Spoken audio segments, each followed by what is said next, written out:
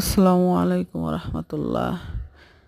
এখানে একটি ছাদ বাগানের কিছুটা অংশ তুলে ধরা হলো যে চেষ্টা যদি মানুষের থাকে অল্পতেই অনেক কিছু অ্যাচিভ করা সম্ভব। জাস্ট এক্সাম্পল হিসেবে আমি বলা যে দেখেন ইট পাথরের ভিতরে আজকাল কত সুন্দর করে হচ্ছে, এটা কি চেষ্টার জন্য না? এখানে এই যে আমাদের গ্রাম এলাকা বা এই মাটির যেই ফ্লেভারটা সত্যি আমরা যদি চেষ্টা করা হয় এগুলো তো সম্ভব হয়।